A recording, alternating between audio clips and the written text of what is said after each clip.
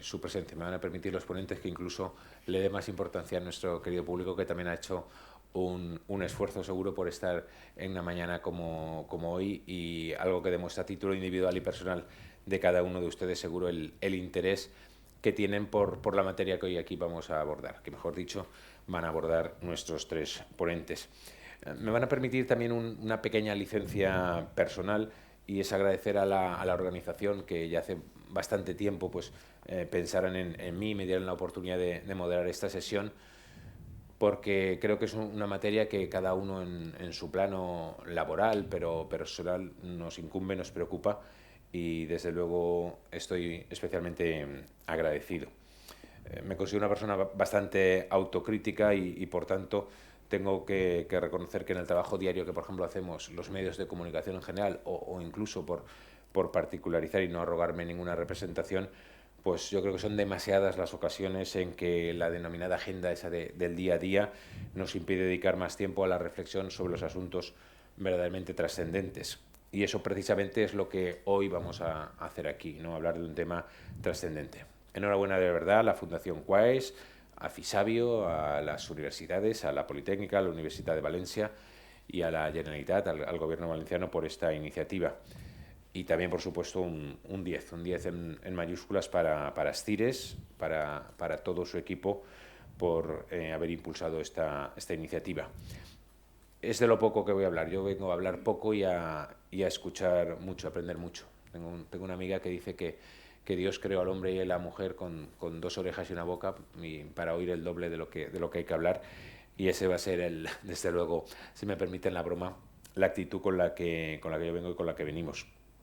A lo largo de sesiones anteriores pues hemos podido disfrutar de un panel donde se ha abordado ya el proceso del envejecimiento desde la normalidad y con sus bases biológicas. El segundo, buscando claves para envejecer bien. Se han abordado pues los diferentes planos, el plano científico, el médico, el sociosanitario, y en esa línea es donde pretendemos seguir en este tercer ciclo. Se ha titulado como Tercera Edad o Tercera Juventud, los pilares del envejecimiento saludable. Para empezar, daremos paso a la ponencia Capacidad de decidir, un cambio de imagen del mayor, a cargo de Trinidad Bernal. Ella es doctora en psicología, experta en mediación y resolución de conflictos, es la directora de la Fundación Atime. La verdad es que bueno, tiene un currículum, ella le da cierto pudor, pero me va a perdonar si doy unas breves pinceladas, porque ella es muy experta, muy especializada en esos procesos de mediación. Diseñó el primer programa de mediación en España, subvencionado por el Ministerio de Sanidad y Bienestar Social, allá por el año 90. Ha ocupado además diversos cargos directivos relacionados con la mediación, tanto en España como en Iberoamérica. Autora de multitud de artículos y libros. De hecho, pues el de las últimas obras publicadas, yo destacaría el de la mediación en escena, o la mediación, una solución a los conflictos de pareja.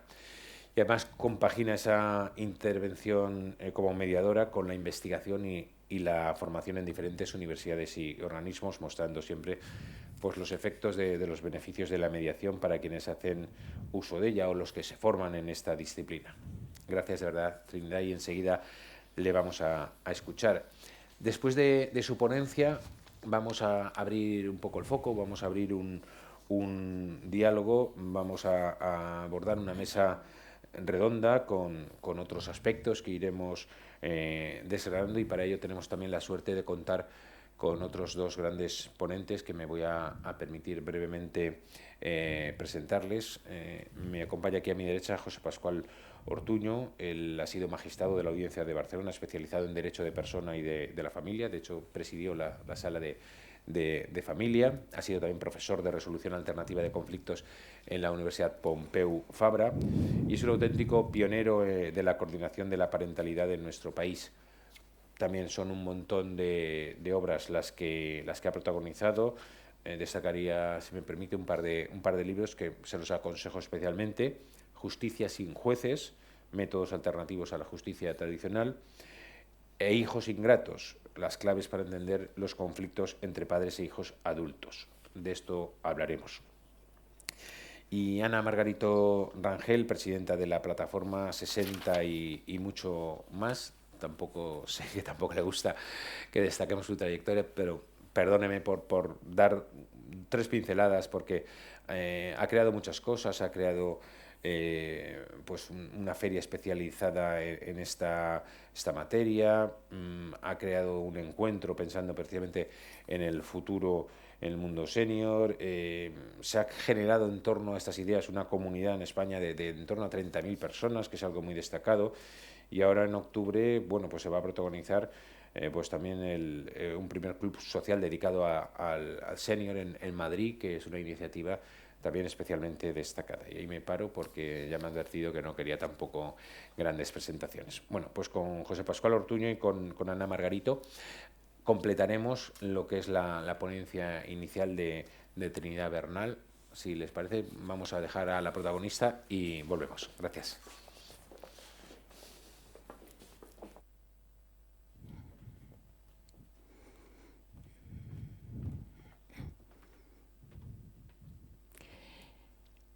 Bueno, gracias por estar aquí, porque ya sé que había varios actos coincidentes con este, así que, bueno, pues gracias por la elección de esto. La elección siempre es importante y es una de las cosas que en el tema de los mayores tenemos que tener en cuenta, el tema de elección. Es muy importante. En primer lugar, bueno, por supuesto, agradecer a los organizadores, tanto a la Fundación Quaes como a la Cátedra Fisabio, que precisamente están uniéndose en un tema muy interesante, que es precisamente dar la información científica a las personas para que el cambio de actitud sea más fácil. Y esto es, desde mi punto de vista, creo que es lo más importante, porque quizás con datos muy claros y muy concisos se pueda combatir las creencias que vienen un poco como de padres a hijos desde los años muy atrás, y que precisamente eso está causando estragos, y que creo que la ciencia puede hacer ahí un papelón muy importante. Bueno, yo quisiera empezar diciendo que, desde luego, he elegido este título porque la capacidad de decidir, porque llevo más de 30 años trabajando en situaciones en las que hemos tenido que cambiar la forma de trabajar los profesionales para dar protagonismo a los pacientes, clientes o como quieran que se llame, las personas que acuden a un profesional.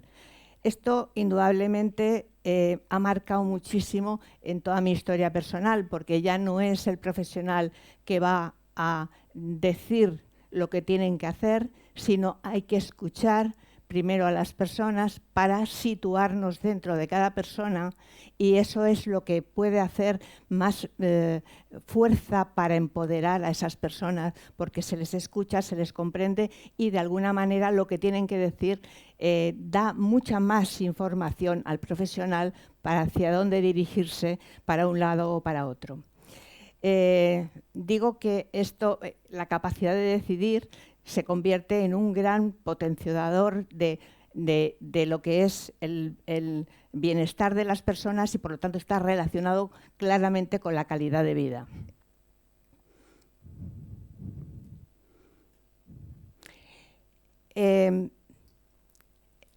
Los casos en los que me he basado para llegar a esta idea, fundamentalmente, donde las decisiones de las personas se han visto un poco moduladas por intervención de otras personas, son casos de separación de parejas mayores, que últimamente están viniendo muchísimas, que son personas que tienen más claro qué es lo que quieren y lo tienen de alguna manera muy reflexionado y vienen muy de acuerdo, cosa que no ocurre generalmente con gente más joven, y sin embargo la decisión, que parece firmemente tomada, es tambaleada por la intervención de los hijos acerca de si están bien o no de la cabeza.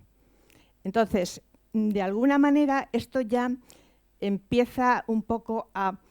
Es donde empecé a ver que esta situación, por eso elegí este tema de la toma de decisión, porque es que es importantísimo que no se vea tan interferida por otra gente, en este caso la propia familia. Otros casos que tienen que ver también con esa no tener en cuenta la decisión de los mayores son situaciones de peleas entre hermanos adultos por cuál es la mejor cuidado para una madre o un padre mayor. Pero no preguntan al padre mayor para nada.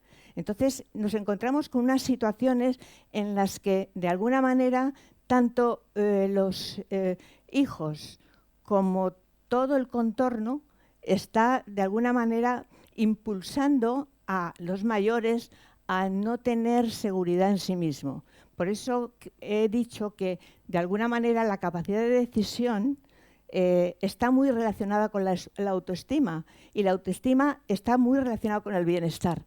Y esto hace que se prevenga la dependencia y se aumente la calidad de vida.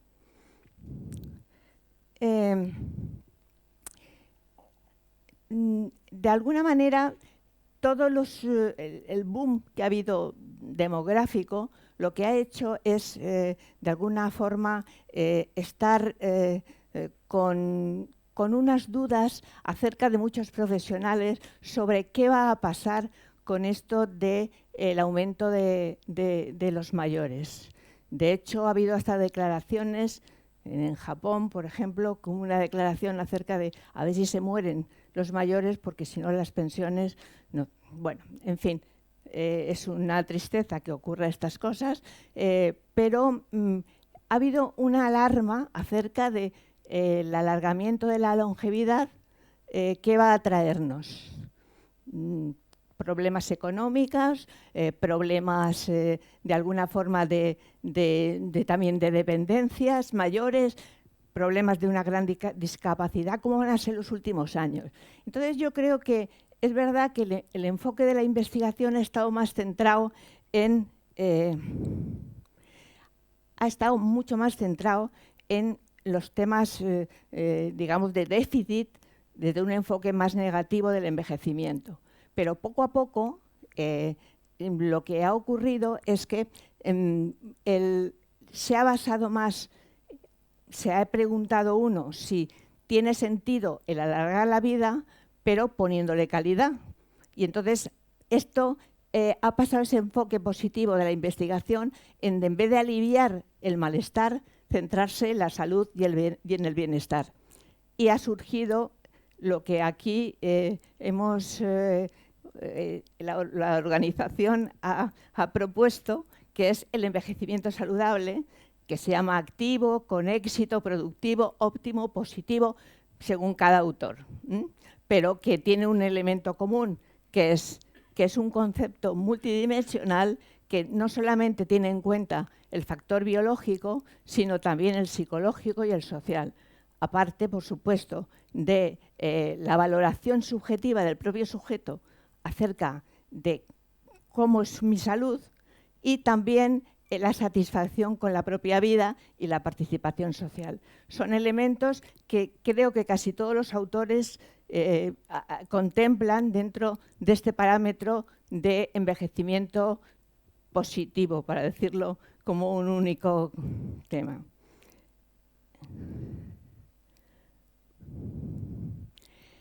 Desde un enfoque de psicosocial, nosotros entendemos que la edad no es la única variable a tener en cuenta en el envejecimiento, ni tampoco tiene que estar ligada directamente con la enfermedad.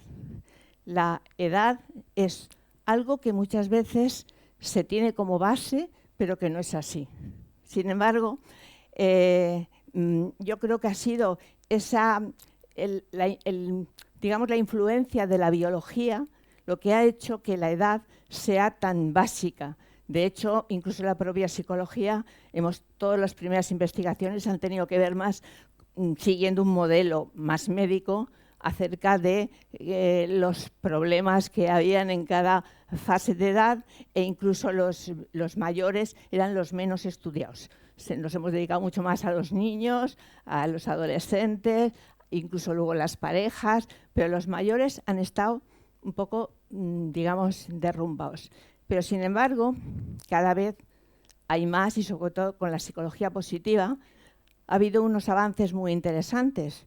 Entonces, el estudio del ciclo de vida acerca de las etapas del desarrollo del ser humano, vemos que no hay correspondencia entre lo que se llama desarrollo biológico y el desarrollo psicológico. Es decir, en las dos primeras etapas sí, la infancia y la adolescencia sí. Ha salido un poquito raro ahí, pero bueno. Hay un proceso muy similar. Hay un proceso de desarrollo continuo, de maduración del individuo. Pero la edad adulta y la vejez ya no es igual. En la edad adulta, la biología lo entiende como estabilidad. Se ha alcanzado lo máximo. Nosotros pensamos que, bueno, y no solamente pensamos, sino que hay evidencia que hay un desarrollo continuo entre el organismo biológico y el contexto sociofamiliar que está en interacción y es el que, de alguna manera, es responsable de los comportamientos que tenemos, ¿no? Hay un perfeccionamiento. Y en la vejez, que parece ser que con la vejez la gente entiende que, bueno, pues que llega la decadencia, vienen todos los males, etcétera, etcétera, pero que ya no hay nada que hacer.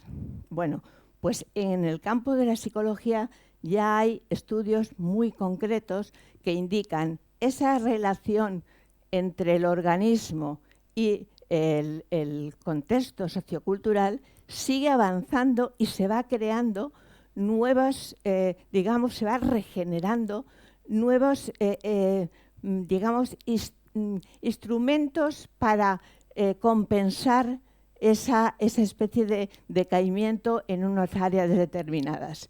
El desarrollo continúa, no termina, no hay un deterioro a partir de un momento determinado, no hay una involución como la biología nos ha enseñado a todos, sino que hay un proceso continuo de crecimiento.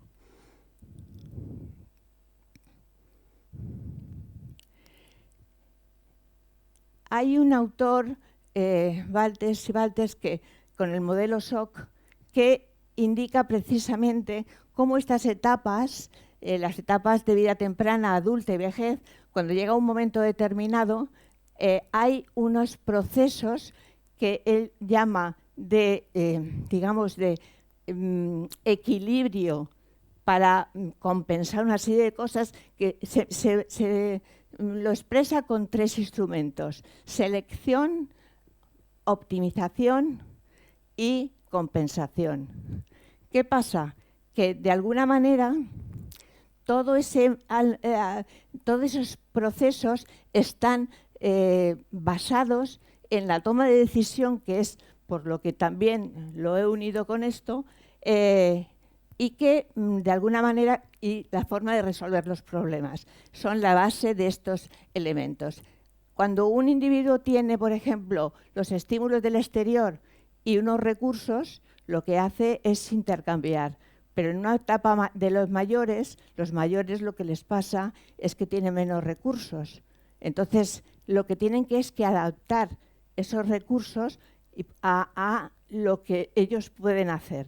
Y la identificación de esos recursos, cómo ponerlos en práctica, es lo que es el proceso adaptativo interesante en el que se puede mover mejor las personas mayores. A continuación, el siguiente es optimizar esos recursos, y los recursos se optimizan mediante la práctica, el aprendizaje continuo, y la compensación, que sería el tercer elemento, que lo que hacen es compensar generalmente los mayores con la experiencia todo aquello que de alguna manera pueden coger, informar, recoger lo que quieren y devolver.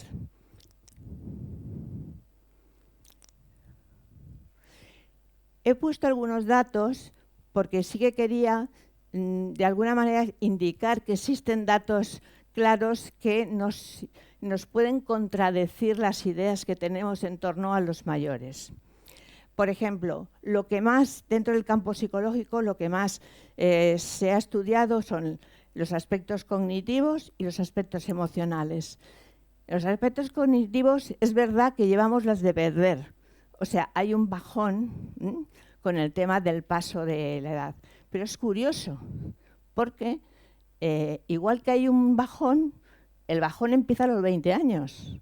No estamos hablando de una edad avanzada. Y después, aparte de eso, lo que sí se ha visto es que hay un gran potencial de aprendizaje en los mayores.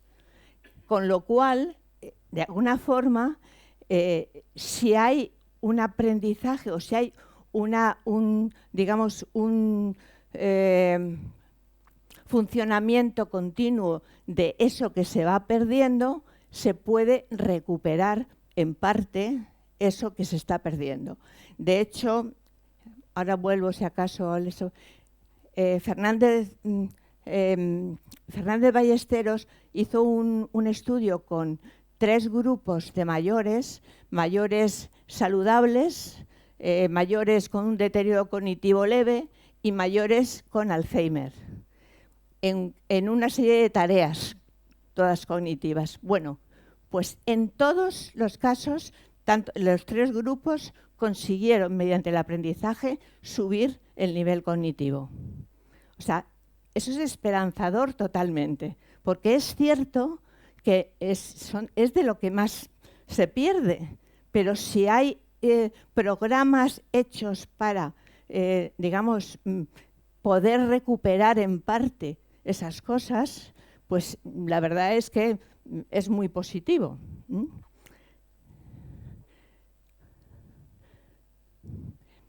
He vuelto atrás porque, aparte de este ejemplo de lo que estaba diciendo, el ejercicio de la actividad cognitiva lo que hace también es reducir el declive y es un protector contra la demencia. O sea, con lo cual también es pero además con datos concretos.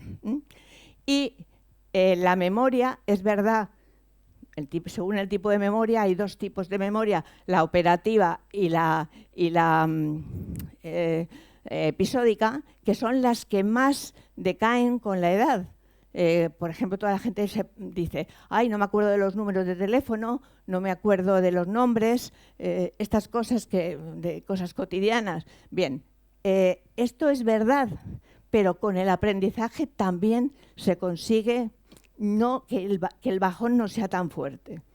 Y además hay otra cosa, que es que en los mayores lo que se ha visto es el incremento de la memoria emocional, con lo cual digamos que podemos compensar cosas, sobre todo si tienen un sentido positivo, es más fácil que los mayores recuerden esas cosas. Bueno, y por supuesto hay ciertos tipos de juicio y de comprensión que también se han visto que con los mayores, con la edad avanzan. ¿Qué datos hay que también nos vienen bien para lo que vamos luego a poder, coloquiar? Datos en torno al tema emocional. Ahí ganamos enormemente. O sea, hay un ascenso enorme de la emoción positiva sobre la negativa. Es decir, tanto en comparación con jóvenes, con grupos de más jóvenes, de varias edades, como de por sí todos los tareas que se les ponen a los mayores, como esto de alguna forma se nota que las emociones positivas es algo que prevalece en los mayores. Pero además no solamente es eso, sino que baja las emociones negativas. ¿Qué ocurre con esto? Este balance entre positivo y negativo, pues que hay más ajuste emocional. al haber más ajuste emocional, las personas mayores pueden perfectamente superar con más fuerza cualquier evento negativo, pueden recuperarse con más rapidez de situaciones duras y difíciles, y estas personas, de alguna manera, las personas mayores pueden perfectamente manejarse con un equilibrio emocional que no suele tenerse en las otras etapas de la vida. Bueno, y por supuesto hay un tema muy interesante que es, a nivel comprensivo, son personas que agudizan algo que estamos demandando todos, que es comprensión, escucha y comprensión. Son personas con más capacidad para llevar a cabo esto. Y esto, además, no nos olvidemos de una cosa, que ya ahora lo vamos a ver también, pero las emociones están muy relacionadas con lo cognitivo. Y si se mejora tanto en la emocional, podemos utilizar las emociones para mejorar lo cognitivo. Con lo cual, eso es un dato también interesante. Las emociones positivas, que es lo que estábamos diciendo, tienen influencia tanto a nivel físico, porque se ha comprobado perfectamente cómo pueden ser beneficiosas para el sistema cardiovascular y el inmunológico, también recuperación de situaciones de enfermedades fuertes. Todo esto posibilita una mejor, abordaje de esas situaciones. A nivel psicológico, los investigadores han hecho ya unos trabajos muy bonitos de cómo la forma que tiene uno de concebir su salud, es decir, la propia apreciación de la salud, está influyendo en la salud. Es decir, si uno tiene una autopercepción positiva, va de alguna forma a subestimar los síntomas de la enfermedad que tienen. Mientras que si tiene un tipo de emoción negativa, lo que va a hacer es agravar la situación porque lo dramatiza, está con muchas veces más tiempo pensando en ello, etcétera, etcétera. También el beneficio de las positivas son que hay un mayor bienestar emocional y que además utiliza, que es lo que os decía antes, que la capacidad de concentración y reflexión mejoran con las emociones positivas. Y a nivel social, las emociones positivas también están dando un marcaje buenísimo. Es que van encaminadas a poder tener unas relaciones mucho mejores con la gente. Con lo cual, eso también, de alguna manera, y sobre todo, más importante, porque las relaciones solo lo veremos luego con la experta aquí en temas de participación social, pero la participación social es muy importante, pero lo es más aún la implicación en los temas sociales. Eso se ha comprobado ahora mismo que es lo que más está fortaleciendo a las personas mayores.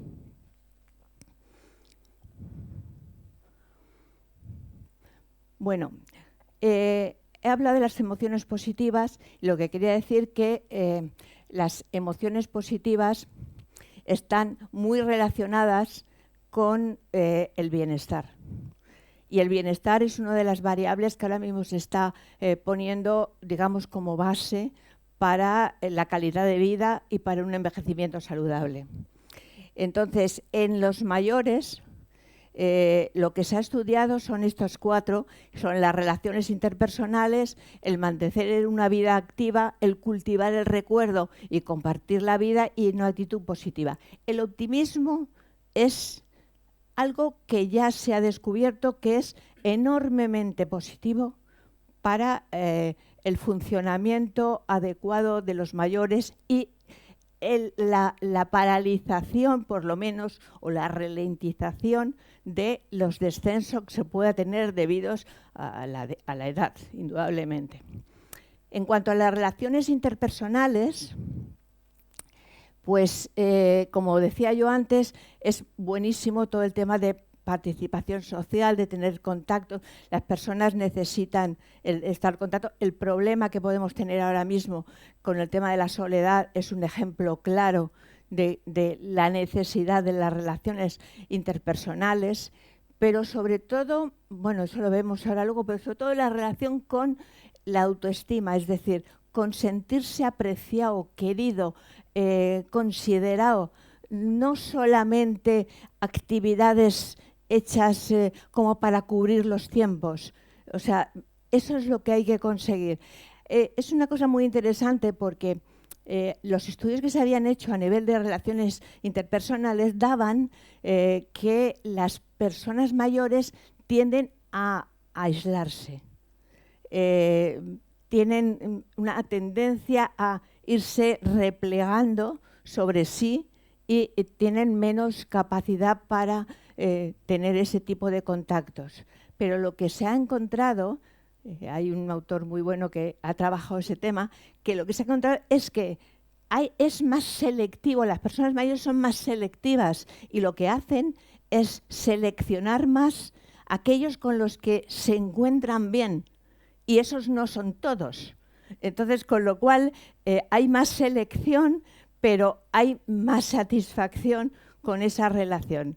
Eso es un tema muy de ahora, porque de alguna manera son investigaciones más recientes. Mantener una vida activa es eso que os decía antes también, de que es importante implicarse. Ahora mismo se están haciendo temas muy bonitos de voluntariado con personas mayores y eso es lo que más está llenando la vida de la gente, el poder sentirse útil, el poder ver que pueden dar algo a alguien y que es recibido adecuadamente. Y luego otra cosa muy importante, el cultivar el recuerdo. Cultivar el recuerdo siempre ha sido catalogado, científicamente hablando, como senil. La gente que te cuenta las historietas, la gente que este ya está soltándome aquí el rollo y tal. Bueno, pues ahora parece ser que no. Parece que eso es un avivador de la relación emocional con alguien y sobre todo la transmisión de experiencia de vida a otro tipo de generaciones, con lo cual se están haciendo cosas muy bonitas, por ejemplo, con temas de crear abuelos en un centro, creo que es en Suiza, o no recuerdo ahora mismo dónde es, pero es un centro de mayores que han cogido niños que adoptados, niños que están de la guerra o niños que están solos sin padres y tal, y han hecho como adopciones de niños y están conviviendo en el mismo sitio niños y mayores, con lo cual ese proceso interactivo de trasladar historietas que hemos dicho, viene muy bien doblemente, con lo cual es algo bonito. Y por supuesto, lo que os he dicho antes, la actitud positiva, es decir, el optimismo, es que hay dos elementos importantes, que es la esperanza y el optimismo. Y son los dos es la base de la autoeficacia. Es decir, esos dos elementos, y el optimismo está ya claramente catalogado como de lo mejor que hay para un envejecimiento saludable. Hay que mirar, hay una cosa muy bonita que es el ejercicio mejora la parte cognitiva que hemos dicho, pero hay otra aún mejor. Las emociones, que la gente siempre ha creído que es algo alado, que es algo etéreo, que no se puede coger, las emociones también se aprenden. Por lo tanto, el aprendizaje es un elemento básico para el envejecimiento saludable.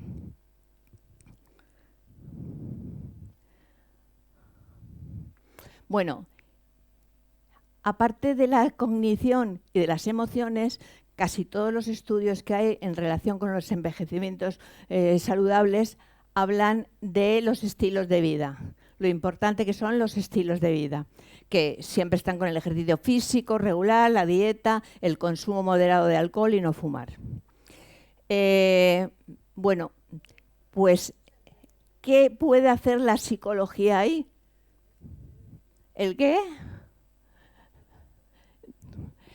Pero podéis intervenir, de alguna manera eso puede estar regulado muchísimo mejor con estos aspectos psicológicos que os he puesto, que es otra vez la capacidad de decisión y de control, la autoeficacia percibida internamente, la satisfacción con la vida, habilidad de afrontar situaciones difíciles y el afecto positivo.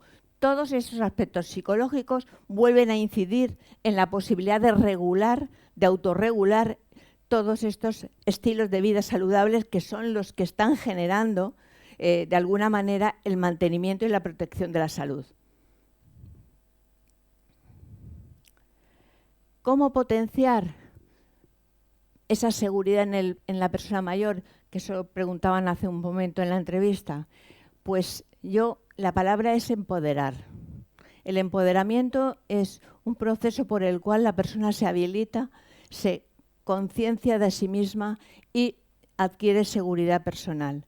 Esa seguridad personal es cuando se da cuenta de que las tomas de decisiones que hay que hacer las hacen ella. No son los pasajeros, son los conductores del coche. En ese momento es cuando las personas están empoderadas.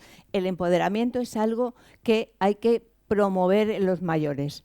Y sobre todo una cosa importante, que es todas las fortalezas que tengan los mayores hay que incrementarlas y no hacer tanto caso a esos descensos.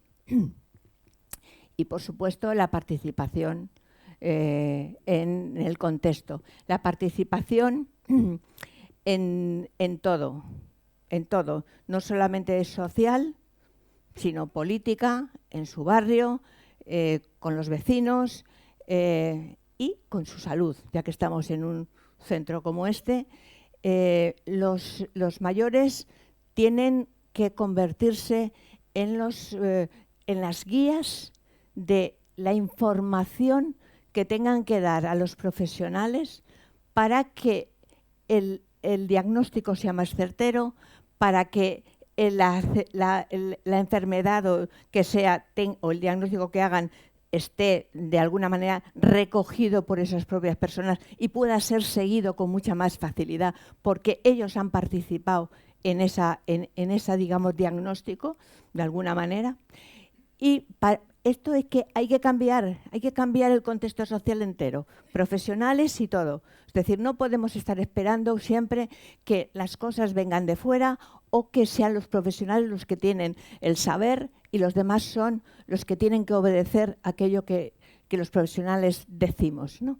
Yo creo que ha llegado el momento en que hay que cambiar el paradigma incluso de atención. No se trata de ayudar a la persona, se trata de enseñar a que se ayuden. Y es una cosa muy distinta, no es igual. Bueno, todo esto lo que hace es reducir la dependencia, que es un poco lo que... Y finalmente, por dejarlo ya más, tenemos el contexto social y el contexto familiar, que esto es más, digamos, coloquial. Me he basado en temas de investigación porque creo que de alguna forma eso posibilita ese cambio que hay que hacer en la mente de los mayores y en la mente de la sociedad. Indudablemente la sociedad está haciendo con la imagen que tiene de los mayores, y no os digo con todo lo que ha venido con la pandemia, que ha destruido todo lo hecho anteriormente, pues indudablemente hay una idea de personas caducas, personas que ya no están para nada, personas improductivas, y eso hace que la persona se sienta rechazado. Ese rechazo, que generalmente viene impreso en la memoria autobiográfica de la persona, lo que hace es un daño psicológico idéntico a lo que podría ser un daño físico de una herida grave. Entonces, de alguna manera, las personas se sienten mal, se sienten inseguras y su autoestima desciende. Entonces, ese descenso hace que sean más dependientes. Lo mismo pasa con las familias, la sobreprotección.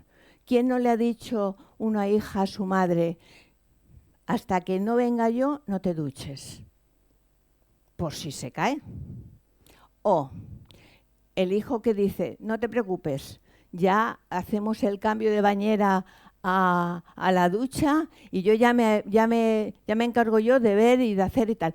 Y no sabe si le gusta de una manera, si le gusta de otra. No hay nada, es decir, los mayores entienden que es un trabajo de los hijos porque se ocupan de ellos, los hijos lo viven como un exceso de cariño, una preocupación por sus padres, pero te encuentras muchas veces que al final los mayores, la hija le dice qué ropa tiene que ponerse, la hija le dice dónde ir o dónde no ir, la hija le acompaña al médico y el médico le cuenta a la hija lo que le pasa a la madre, que es la paciente, y entonces estamos de alguna manera provocando sin conocerlo e incluso pensando que lo estamos haciendo todos muy bien, una especie de protección, de sobreprotección que induce a la persona a tener cada vez menos seguridad en sí mismo, y eso lo que ocurre es que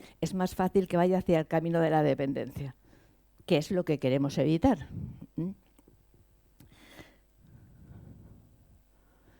Aquí había puesto yo un ejemplito de esos de mi madre está bien, pero con la edad que tiene debería dejar de ocuparse del negocio. Y la madre dice, mi hija tiene razón, yo ya no estoy para nada, es mejor que decida por mí.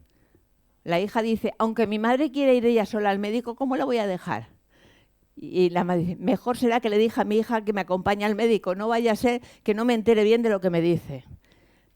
Falta de confianza en el mayor, baja autoestima para la persona mayor y un proceso de dependencia.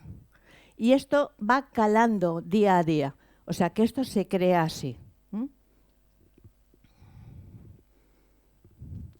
En el fondo, yo diría que lo que hay, tanto familiar como social, es una desconfianza hacia el mayor.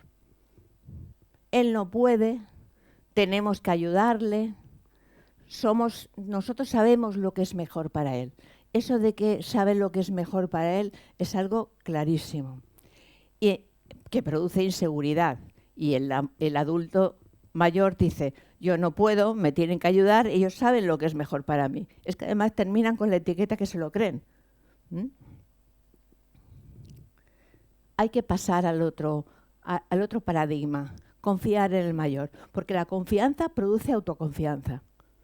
Y esto es, él puede, tiene experiencia de vida, puede decidir y tiene derecho a que su opinión tenga en cuenta. Yo puedo, yo sé lo que quiero, lo que me conviene y deseo participar. Esto es lo que hay que hacer el cambio. Bueno, como conclusiones, para que podamos abrir un debate, yo he puesto estas, pero cada uno puede haber sacado otra serie de cosas. Pero yo diría que hay una gran variabilidad en la forma de envejecer. Luego no se puede, hablar de mayores en general, hay que especificar, o sea, es imposible. Aunque algunas funciones decaen, está claro que el entrenamiento las mejora y hay otras que, por supuesto, ascienden con la edad, que son las emocionales. Las emociones positivas, desde luego, juegan un papel muy importante en el envejecimiento saludable. Y todos estos aspectos que comprenden las emociones positivas se aprenden también. Está la reeducación emocional, que es muy importante. Nunca es tarde para introducir cambios, porque luego con los estilos de hábito de vida que he explicado antes y no he dicho, es que indudablemente uno cree que eso ocurre, pero que no le ocurren los cambios. Cuando ocurren con los mayores ya no son tales cambios, ya no les afectan para nada, o si se producen cambios no son beneficiosos para la salud. Mentira las dos cosas. O sea, en cualquier momento hay investigaciones de que solamente una semana de ejercicio físico controlado diario en personas, por ejemplo, con temas de corazón, de cardiovascularidad, mejoran de alguna manera, solamente una semana, que puede hacer un ejercicio continuo y programado bien, hecho, o sea, quiero decir, experimentos de estos pequeñitos que se han hecho dentro del campo de la psicología, se ha visto cosas que es que indudablemente no sabemos el caudal que hay de aprendizaje en los mayores. La persona, además, es responsable de su propio envejecimiento porque eso que os he explicado del shock, de lo que es el tema de seleccionar, de optimizar y se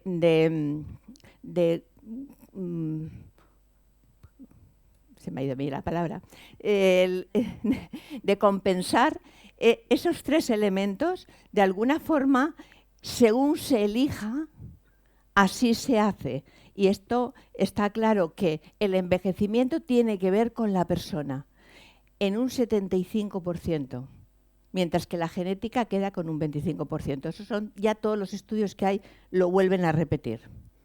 Con lo cual, mientras uno piense que está en su mano, precioso, porque eso va con la autoestima, va para adentro. Si uno piensa que lo que hay que cambiar viene de fuera y no tiene poder sobre el de fuera, se queda uno en blanco.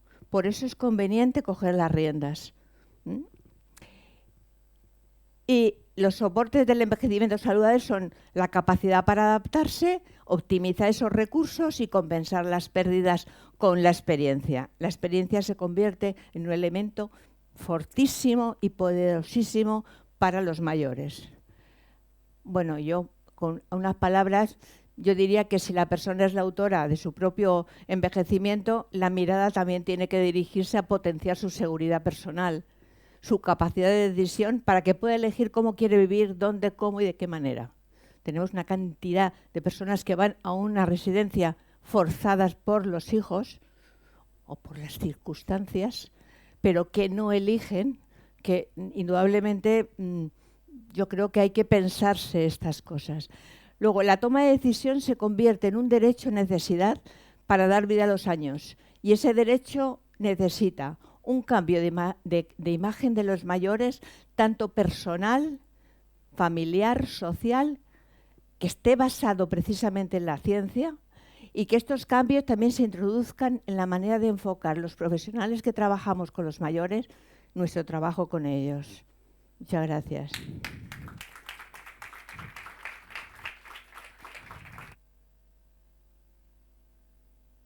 Bueno, pues muchísimas gracias. Yo creo que compartirán conmigo que ha sido un auténtico placer escucharla. Vamos a rogar a nuestros compañeros técnicos que puedan microfonar también a los dos ponentes que se van a sumar a esta mesa de diálogo, como hemos dicho antes. Ya les he presentado antes a José Pascual Ortuño y Ana Margarito Rangel. Les quiero invitar, por cierto, incluso yo creo que ha habido alguien del público y la propia Trinidad les ha invitado a que puedan interrumpir, participar. Se trata, yo creo que estaremos todos de acuerdo en que esto sea un debate vivo y sobre todo que resulte interesante para ustedes. Y la mejor forma de que resulte interesante es que puedan aprovechar la presencia aquí de esos tres ponentes de lujo para preguntarles o para aportar sus impresiones, que yo creo que también nos enriquecerán a nosotros y que esto sea un poco más bidireccional.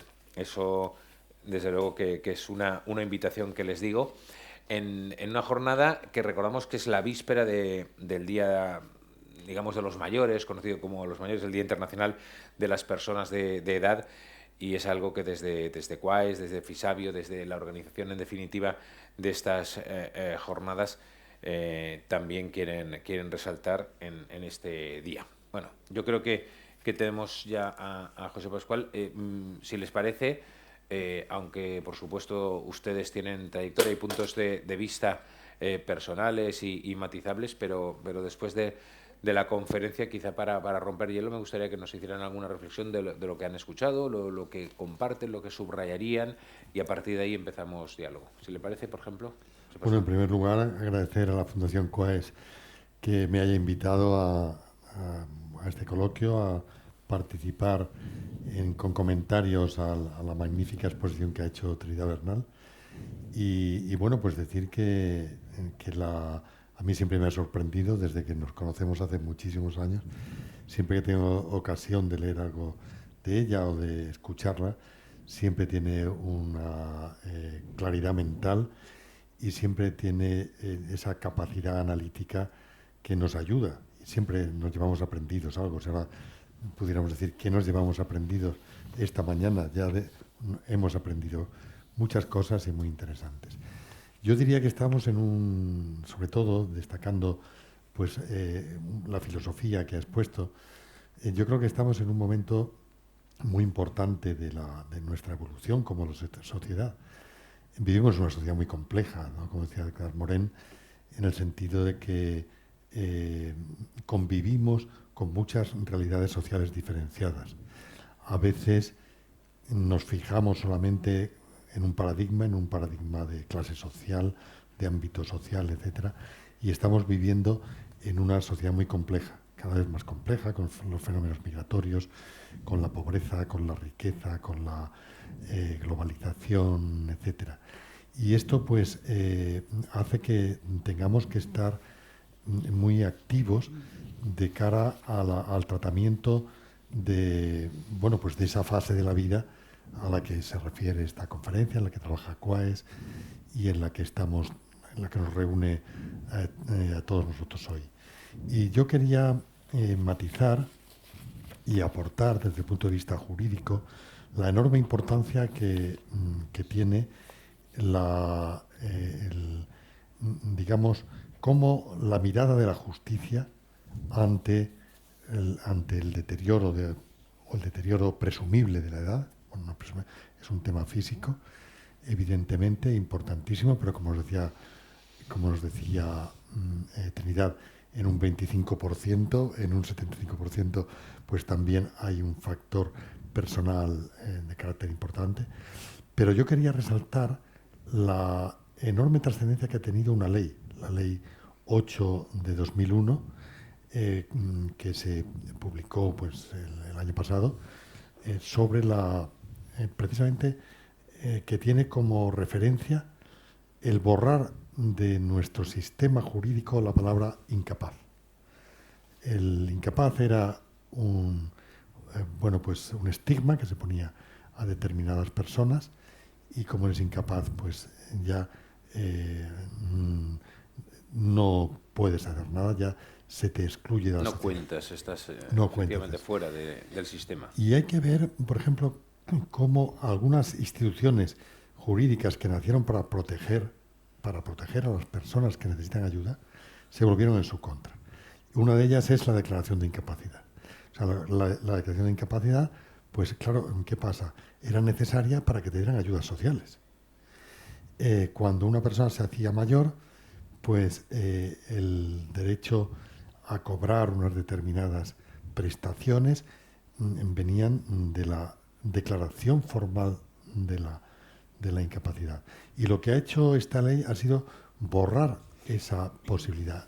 No se puede hablar ya de incapaces. Tampoco se puede hablar de incapacidad jurídica.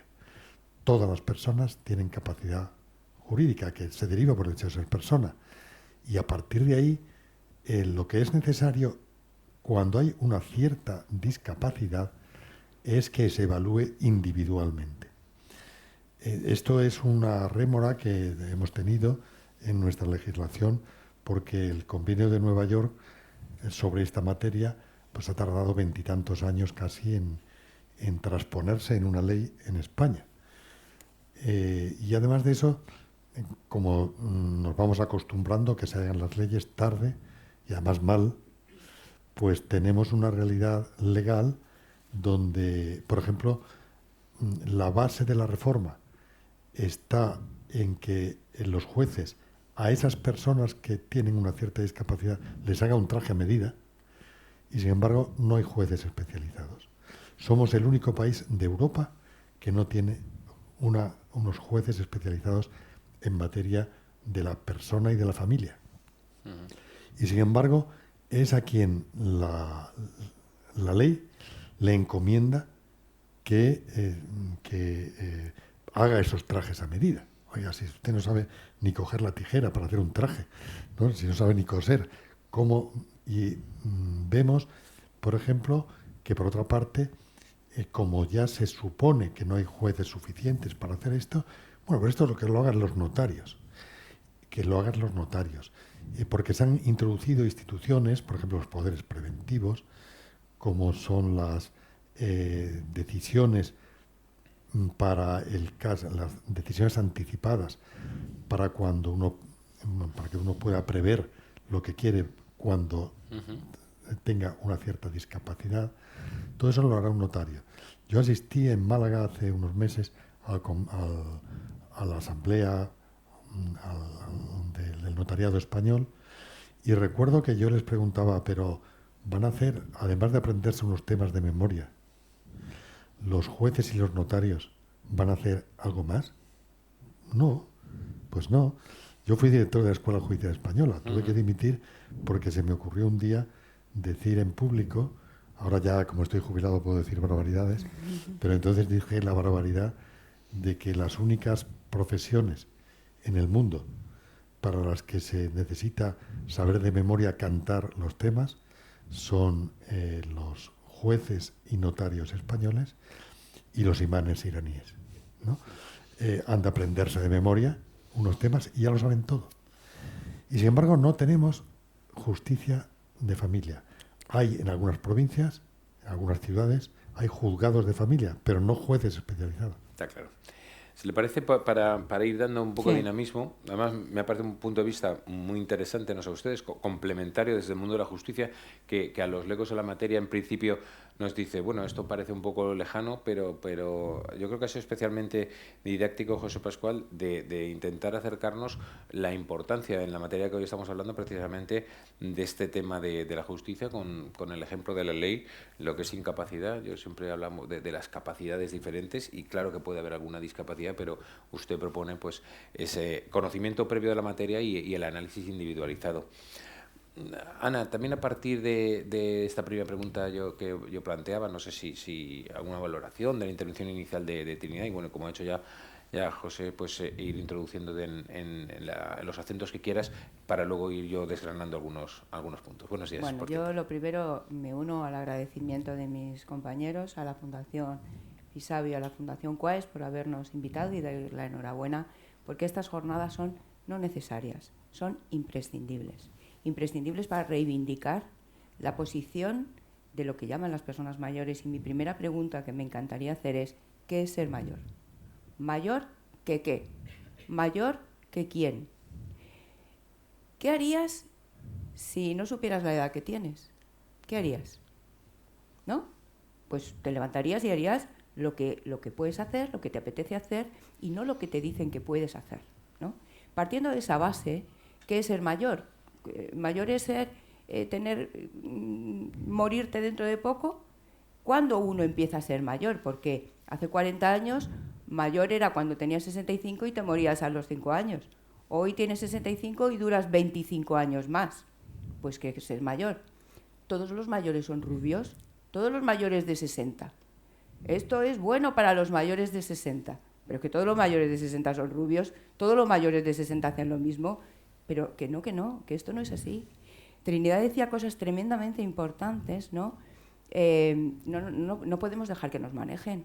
No podemos dejar que nos manejen porque hemos cumplido una edad. También la cumplimos cuando teníamos 14 y no nos manejaba nadie. No éramos diferentes cuando pasábamos de la niñez a la adolescencia. También somos diferentes ahora, ¿no? Yo creo que fundamentalmente hay que entender que la vida está llena de etapas, que cada etapa tiene unas actividades, tiene unos objetivos diferentes, y no por eso tenemos que aceptar que se discrimine, que se nos discrimine, y digo nos, porque yo no estoy dentro de la denominación de mayores, porque para mí la palabra mayor es que no sé qué sentido tiene, ¿no? Yo les voy a contar una anécdota. Mi padre murió de cáncer de colon cuando le operaron. Mi padre tenía 80 años cuando falleció, 81. Tuvo un cáncer de colon y le pusieron una bolsa. Y el médico le dijo, pasados los 6 meses se la vamos a quitar. Él contaba los días. Cuando llegaron los 6 meses dijo, doctor, ha llegado el momento de que me quite esto.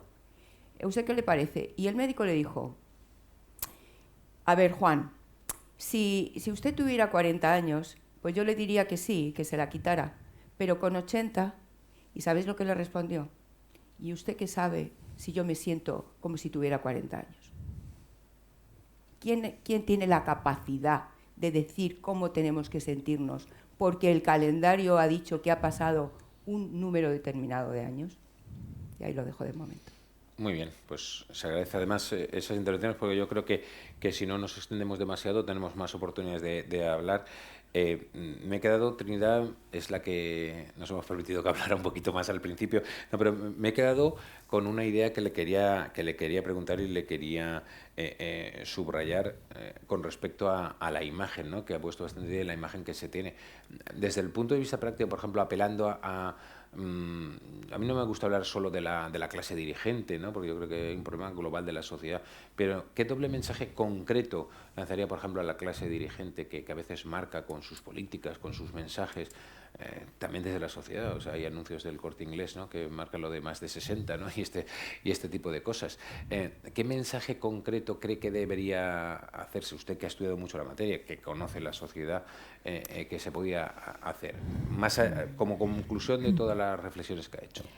Hombre, yo lo que creo es que la clase dirigente, no sé exactamente qué tal, pero son personas como todas las demás que también se hacen mayores.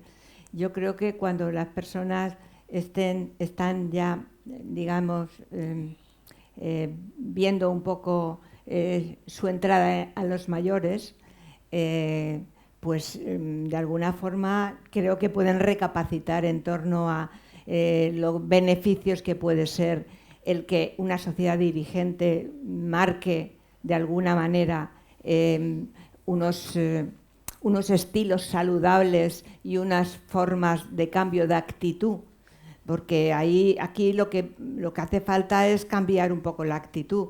Y yo creo que los mensajes, yo la clase dirigente no sé a qué te estás refiriendo. Yo más bien creo que si estamos hablando de medios de comunicación, desde luego creo que podrían hacer mucho. Yo, la verdad, es que me sentaría con ellos para ver exactamente cómo se puede llegar de otra manera, con otro lenguaje. O sea, porque es que el lenguaje es un autorregulador emocional. Entonces, si no estamos cambiando el lenguaje, te encuentras continuamente programas en televisión e incluso locutores de radio o presentadores en televisión y tal, que dicen una serie de cosas, unos calificativos que dices, pero ¿cómo es posible? O sea, hablar de abuelos. Hay señores que no tienen nietos. ¿Qué es eso de abuelos? O sea, además es un estado de, digamos, que no tiene nada que ver con la persona. Es decir, no le dice el padre no sé qué, más que a un cura. O sea, quiero decir que hay que empezar a cambiar esas cosas que de alguna manera en los medios de comunicación se están oyendo y que, no sé, y que además yo creo que favorecen ese proteccionismo, por ejemplo, de cara a cómo cuida a su madre. O nuestros mayores. Pero ¿cómo que nuestros mayores? ¿De qué va? ¿De quién son? O sea, no sé, hay que cambiar. Decía yo un poco, y no me puedo arrojar de luego ninguna representatividad, pero me siento interpelado, lo decía al principio de la presentación, que venía con cierto concepto autocrítico, ¿no? De reconocer que eso no lo hacemos. También tengo mi pequeño anecdotario, ¿no? Yo, que me he dedicado a la radio toda la vida, mi padre, que afortunadamente todavía vive con 89 años, pero hace muchísimos años que oyó en mi radio que uno de mis compañeros dijo, han atropellado a un anciano de 60 años. En esa época decían. Y digo, bueno, ¿cómo decís? Bueno, me sirvió para tener una charla con mis compañeros de redacción. Coincido con usted, yo hablaba más de la clase política, de los políticos que pueden hacer, pero como representante de la sociedad reconozco que los medios de comunicación tenemos un papel. ahora que hablaba yo también de la clase dirigente, sí que quería preguntarle a José y Ana, una de las reflexiones que antes hacía Trinidad, que me ha interesado mucho. Es verdad que está el gran debate, ¿no?, de cómo se ha alargado la longevidad. Citaba un caso de Japón, pero si no recuerdo mal, efectivamente es que Japón es el país con mayor expectativa de vida y España el segundo, si no ha cambiado esa estadística. Y muchas veces se hacen los debates en los medios de comunicación, en la sociedad, en el Parlamento, con la viabilidad del sistema, pero olvidando un poco, decía ella, el enfoque positivo del envejecimiento. ¿Qué os parece este tema? Sí, a ver, yo creo que lo que pasa es que hay barreras sociales y jurídicas. Vuelves a tu libro, que eso está bien. No, pero es que hay que hacer una reflexión. Por ejemplo, Sí. hace un par de meses el Tribunal Constitucional dictó una sentencia muy importante, que a mí me llamó la atención y que tuvo poca relevancia en los medios. Y es que se ha suprimido... Me están pegando por todas partes, los medios. Sí. Porque es que te juega un papel importantísimo. Un papel muy importante. La sentencia quitaba el requisito de la estatura para entrar en el ejército. O sea, había antes, si se medía menos de 55, eso se ha quitado, porque es una discriminación por razón de estatura a una persona. Sin embargo, yo, que ya me he pasado los 70, fui a un aeropuerto a alquilar un coche y me dijeron, no, es que solo se alquilan hasta los 70, que es mucha gente no lo sabe. Las grandes compañías solo hasta los 70. ¿Por qué? Afortunadamente venía conmigo un amigo que veía muy mal, miope y tal, pero tenía menos de 70 y le alquilaron el coche a él. Entonces, esa necesidad y entonces, claro, lo vemos eso en el ámbito profesional. Somos también uno de los países donde se coarta la libertad de trabajar a personas. Bueno, pues en Italia se dice cuando uno se jubila que es pensionato. Sono pensionato en el sentido de que ya te van a pagar aunque no trabajes, pero puedes trabajar. Lo que pasa en Inglaterra, lo que pasa en Estados Unidos. Es decir, aquí te echan del mundo profesional por razón de cumplir una edad. Cuando a lo que se va es hacer, o se deberían hacer, en políticas flexibles. Porque hay personas que tienen mucha capacidad y que además les entusiasma su trabajo en la rama que sea, ¿no? O sea, ¿y por qué tienen que expulsarte? Es verdad que se pueden poner mecanismos de jueces, por ejemplo. Yo es que tengo la dificultad de que me enrollo mucho. No. Pero me puedes cortar cuando quieras. De momento no. Pero, por ejemplo, en Francia se hizo la posibilidad para los jueces de que a partir de los 60 años se pudieran elegir destinos pequeños. O sea, me vengo de juez a Sueca o me vengo de juez a Cullera, a pesar de que estoy en el Tribunal Supremo. En España eso no se puede hacer. No se puede hacer. O puedo estar en una audiencia y tener una dedicación menor, por horas o por días o por asuntos, que es a partir de una determinada edad. Pero sigo trabajando. ¿Por qué me echan del trabajo? ¿No? A lo mejor es posible que me interese estar pensionato y jugar estar jugando a las cartas. Bueno, pues, pero a cada uno que tenga esa facilidad. Por eso yo creo que hablabas de políticas públicas y yo creo que esto nos lo tenemos que tomar en serio. Yo creo que las fundaciones que están hoy aquí representadas, las asociaciones, tendrían que reivindicarlo. O sea, eso de que te quiten el requisito de la estatura es muy significativo. Es significativo, pues también te tiene que quitar otros requisitos, ¿no?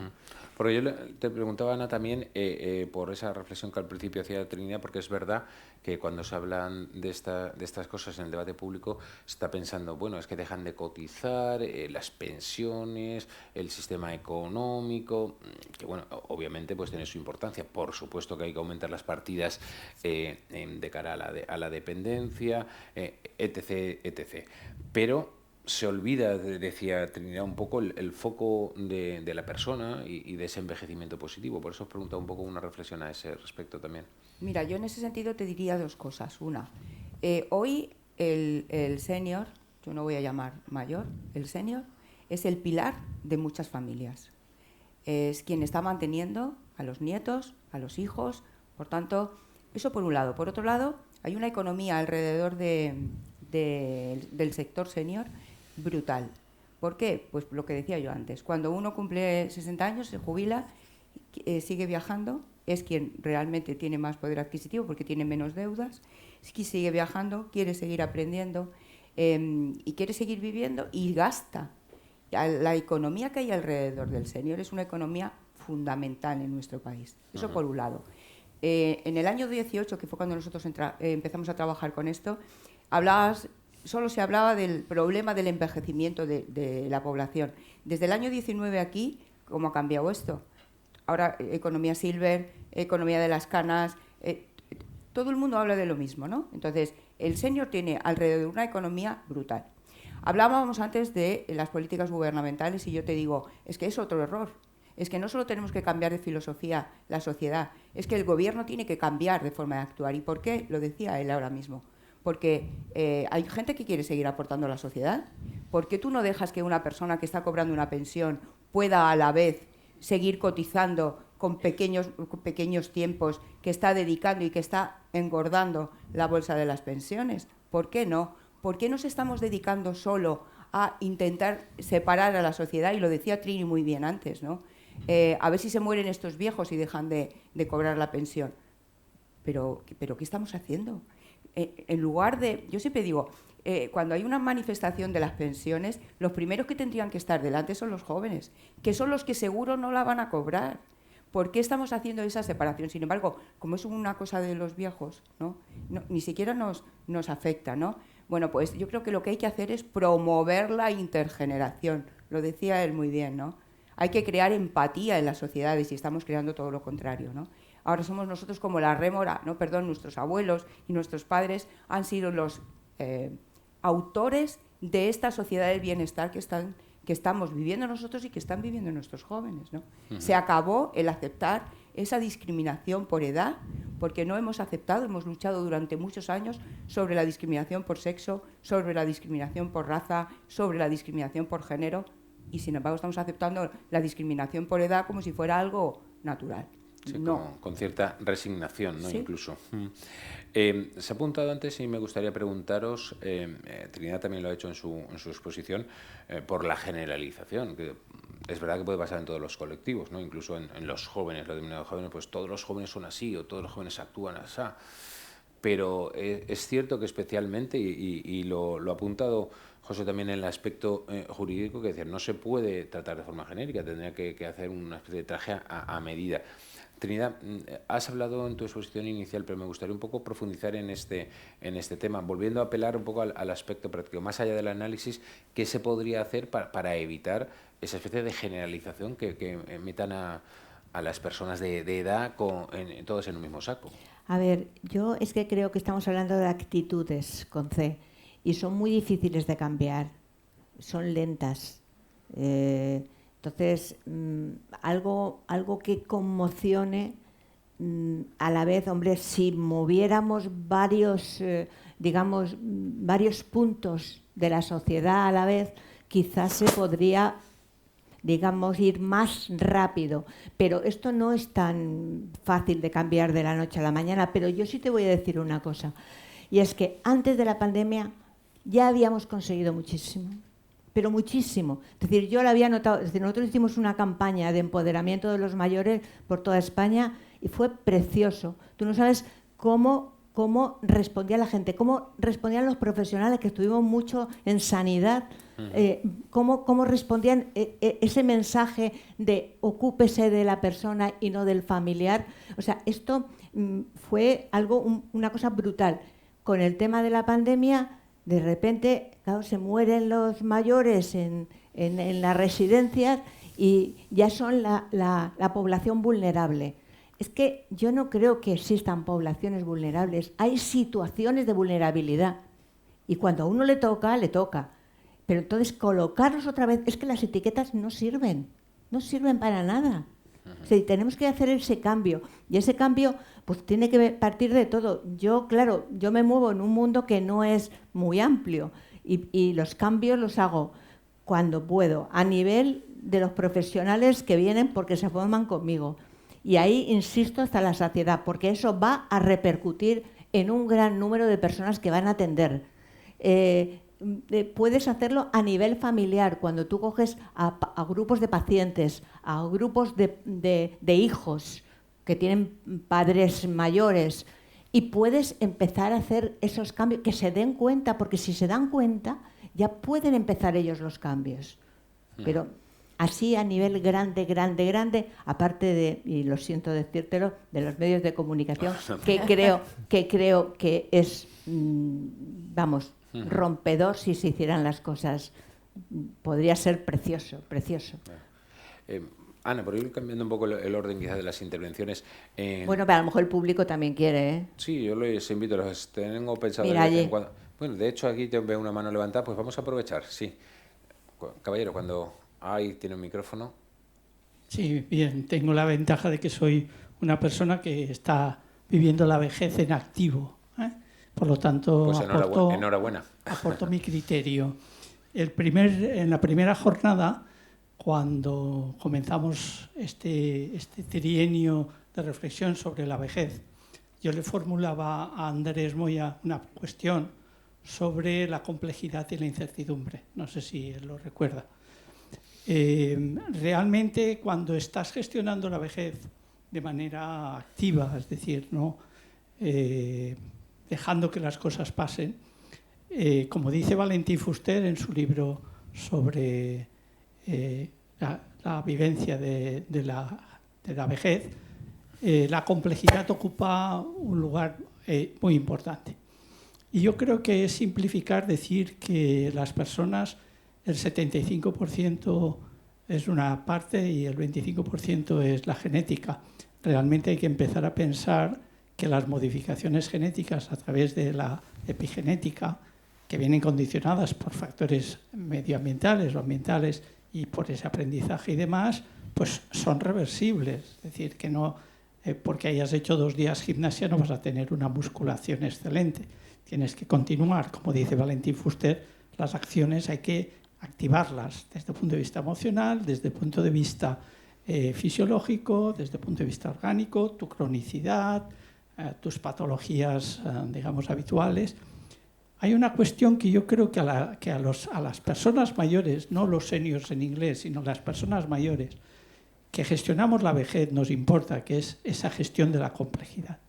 Ayer tuvimos una jornada sobre la inteligencia artificial en el ámbito de la educación y realmente es muy importante que los centros sanitarios empiecen a pensar que la complejidad de las personas mayores será bien tutelada cuando manejen la inteligencia artificial como una herramienta del día a día, no de vez en cuando. Nos hemos dado cuenta con el tema de la COVID lo importante que ha sido la comunicación a través de las herramientas informáticas y sin tener ningún miedo a la gestión de datos y al proceso de que la persona mayor no está preparada, creo que los centros sanitarios deben incorporar de forma activa, positiva, esa voluntad de ser cibercomunidades de aprendizaje y generar en la persona mayor una respuesta positiva, activa, dinámica de sus incertidumbres y de ese escenario que se llama la complejidad de cada día. Yo cuando gestiono mi vejez, cada día me planteo qué temas tengo que abordar, si tengo que hacer musculación, si tengo que hacer ejercicio, si tengo que cuidar mi alimentación, mi práctica sexual, mis emociones, etcétera, etcétera, etcétera. Y eso, con una tutela adecuada por parte de los centros sanitarios, podría ser excelente. Gracias. Bueno, pues un planteamiento, un punto de vista muy interesante, el papel que pudieran tener esos centros de salud, no sé, Ana y el resto, si queréis comentar o contestar o apostillar algo a la intervención de... Bueno, yo creo de todas maneras que es que todos nos tenemos que subir al carro de este cambio. Tanto los temas de los centros sanitarios, el tema del mundo de la salud, creo que hay que revolucionarlo, pero la sociedad entera. Entonces, de alguna forma, yo creo que todos podemos ir aportando cosas y no esperar que nos vengan de fuera, porque es que si no estamos nosotros proactivos, no sé, no nos va a venir así llovido del cielo nada. Tenemos que estar quizás a lo mejor un poquito, digamos, peleones, ¿no? Una aportación o vamos dando paso, si quieren, a algunas siguiente. otras intervenciones, porque estamos hablando de eso, precisamente de un envejecimiento saludable, pero yo me sumo que a la aportación muy interesante de nuestro público a que está muy bien el plano sanitario, pero es mucho más, entiendo, que Trinidad dice que tienes una cosa 360 grados, obviamente. Caballero, perdón. Muy buenas. ¿Se me oye?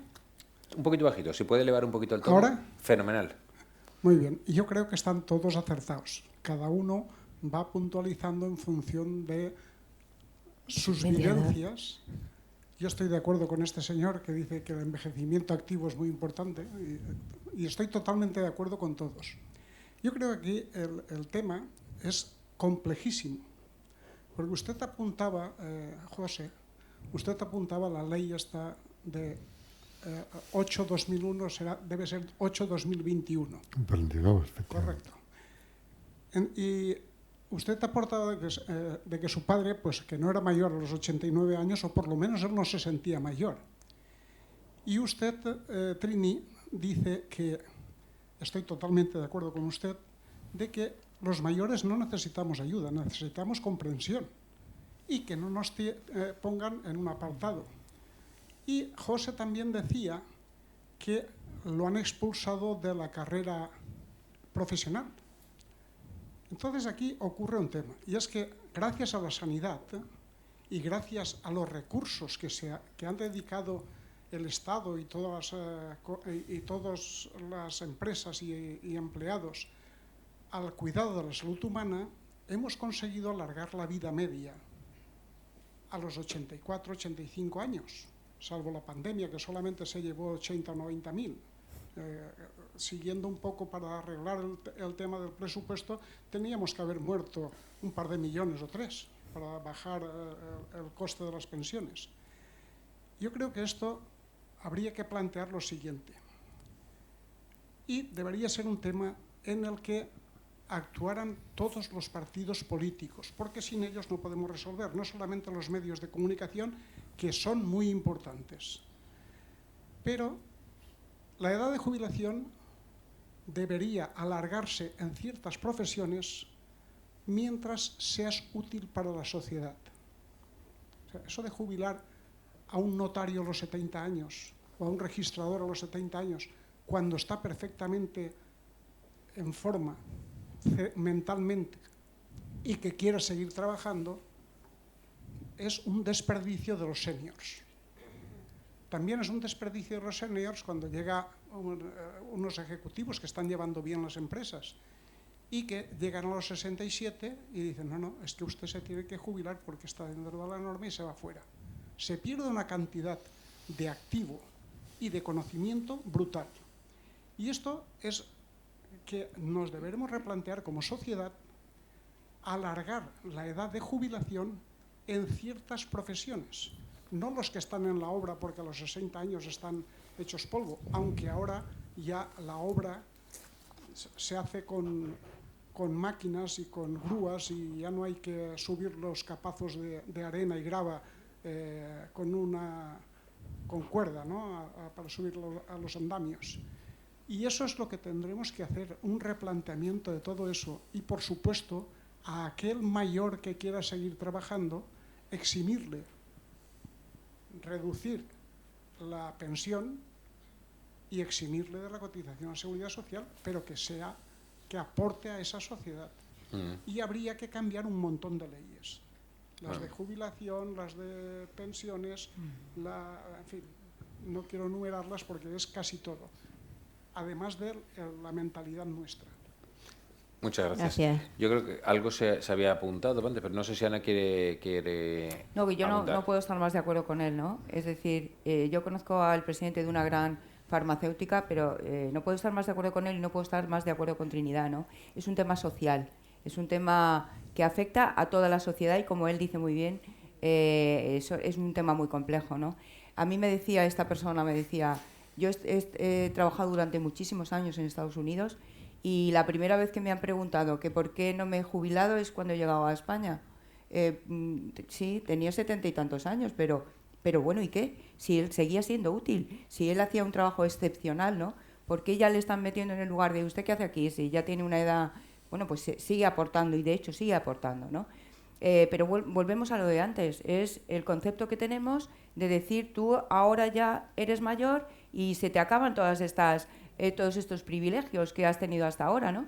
No te dejan la capacidad de decidir si tú quieres seguir aportando en ese puesto de trabajo o no, si sigues siendo útil o no. Antes lo decía José, ¿no? Es preferible que conduzca un miope a que conduzca una persona de 70 años. Estamos locos, ¿no? Estamos locos. Hablamos de capacidades. Es que la edad no puede ser tan determinante.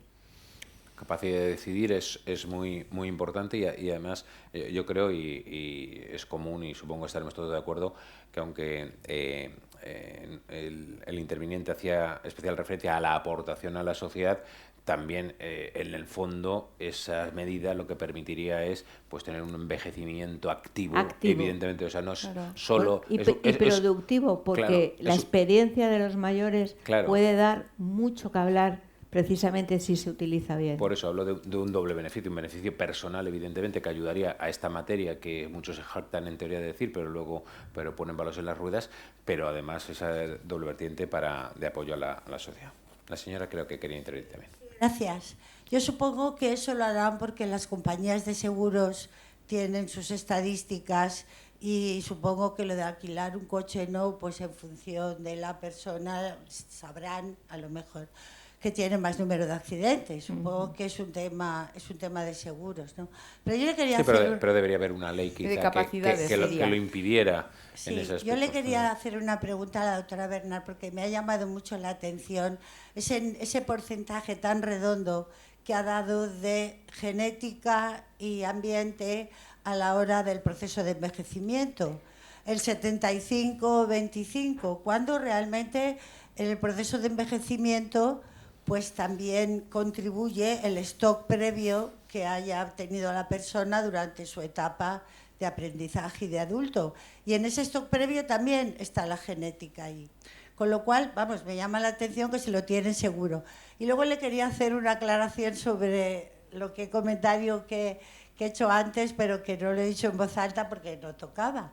Y es que en las recomendaciones de la vida, la forma del envejecimiento saludable, ningún experto se atreve a quitar el vino.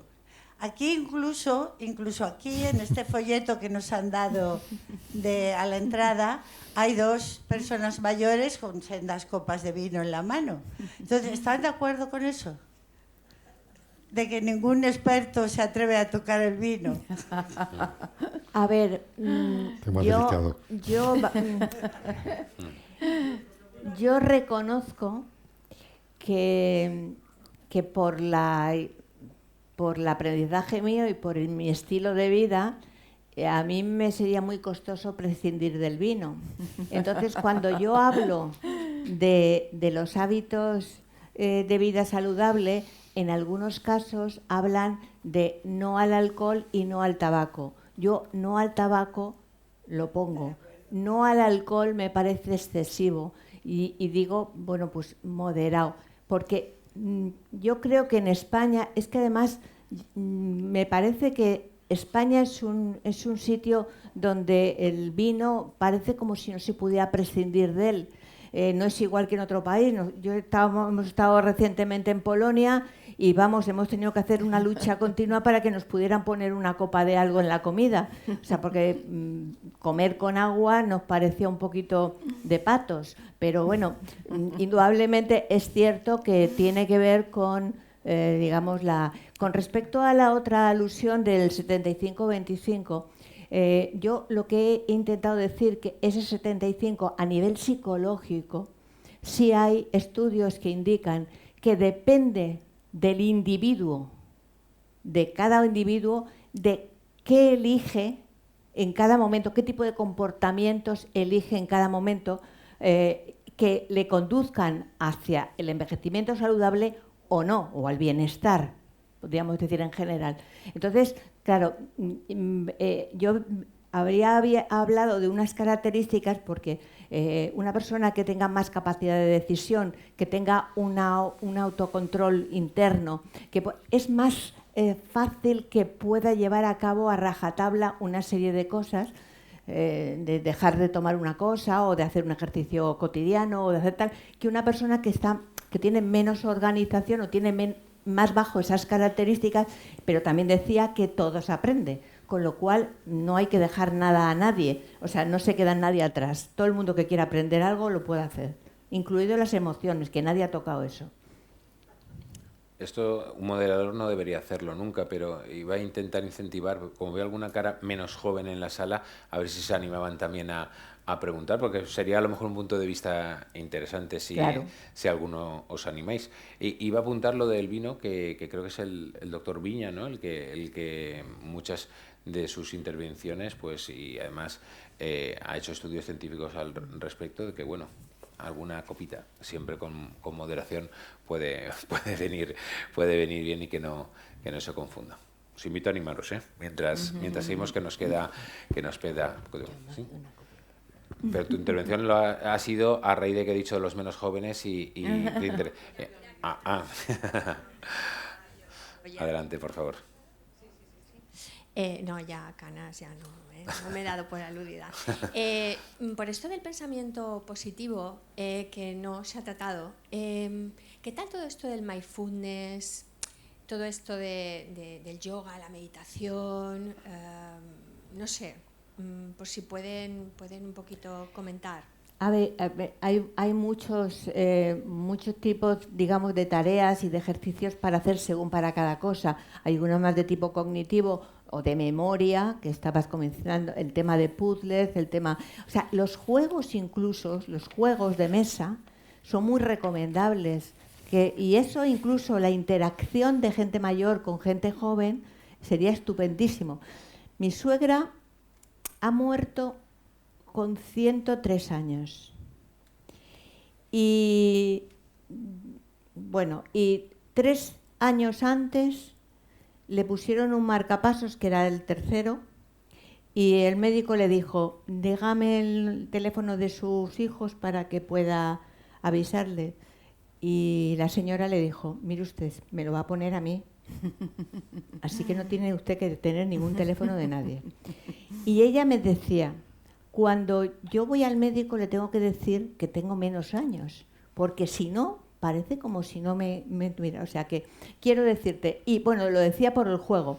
El juego, esta mujer se ha pasado la vida jugando con todos sus nietos y sus bisnietos continuamente. Cada vez que iban, ya sabían que tenían que jugar con ella. O sea, porque tenía la oca, el parchís, todo, continuamente. Y tenía un cerebro que, vamos, ya me gustaría a mí.